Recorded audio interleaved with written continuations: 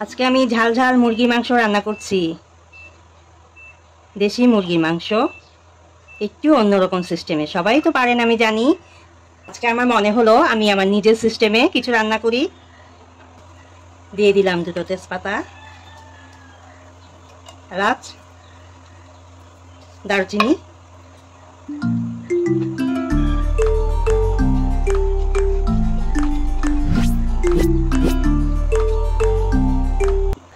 আর কিছু পেঁয়াজ কুচি।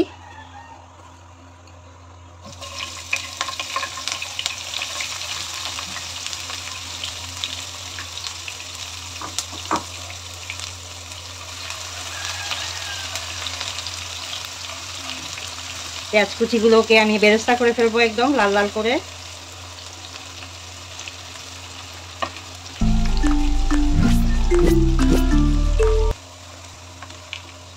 আমার পেঁয়াজ ভাজা হয়ে গেল। আমি এখানে দিয়ে দিচ্ছি আমার সিদ্ধ করে রাখা ছোট ছোট গোল আলু। আগে থেকে আমি সিদ্ধ করে রাখছিলাম। এগুলোকে আমি একটু ভেজে নিচ্ছি।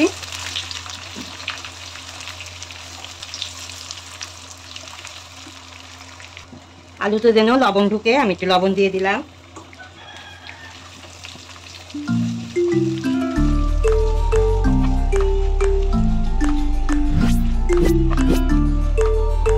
আমি জানি মুরগি মাংস রান্না করা কঠিন কিছু না, সবাই রান্না করতে পারেন।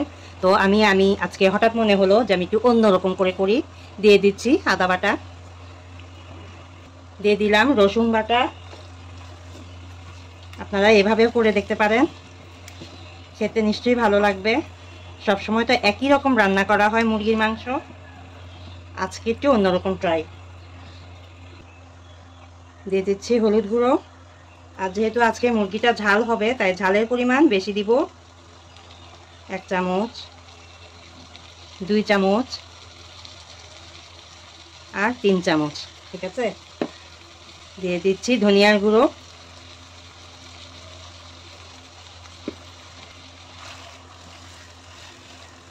মশলাটা কষানোর জন্য একটু গরম পানি দিচ্ছি।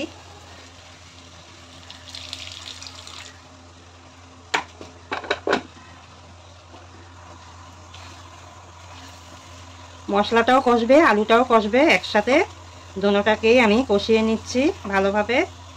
তাহলে আলুর ভিতরে মানে মশলার ফ্লেভারটা চলে যাবে। একদম ইজি রান্না, কোনো এত জটিল কিছু না।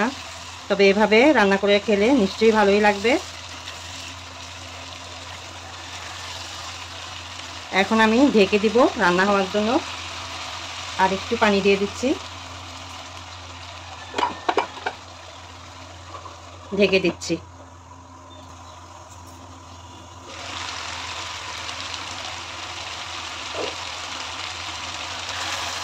আমার মশলা কষে গেছে, আলুগুলোও কষে গেছে। আলু তো সিদ্ধ হওয়ার কোনো ইয়ে নাই, আগে থেকে সিদ্ধ করা। আমি এখন মাংসগুলো দিয়ে দিব। এই আমার দেশি মুরগি ঝাল ঝাল করে রান্না করবো আজকে আলু দিয়ে।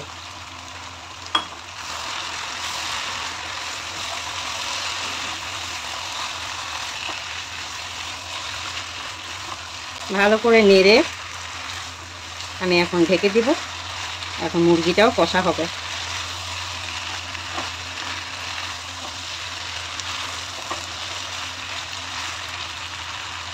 ঠিক আছে, এখন আমি ঢেকে দিচ্ছি।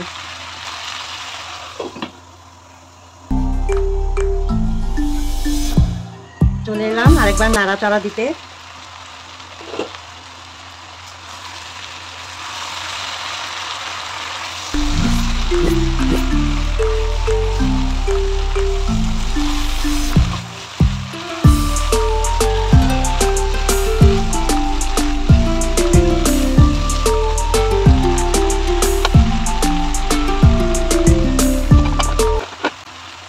অল্প একটু পানি দিয়ে আবারও কষিয়ে নিচ্ছি।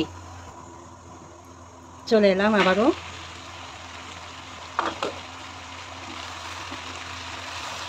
কষানো হয়ে গেছে।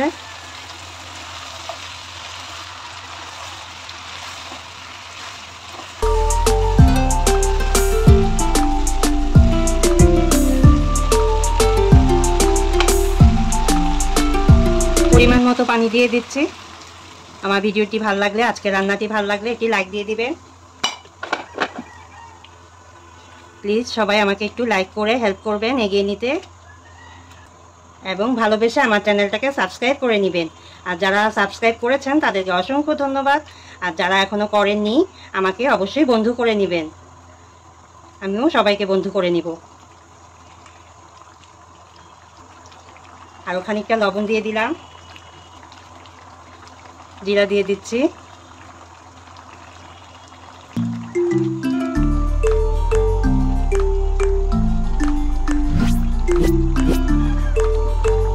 আমার কাছে মিস্টার নুডলসের একটা টেস্ট মেকার ছিল, আমি এটাও দিয়ে দিচ্ছি। সদ্ব্যবহার হলো, আবার মুরগির টেস্টটাও বাড়লো।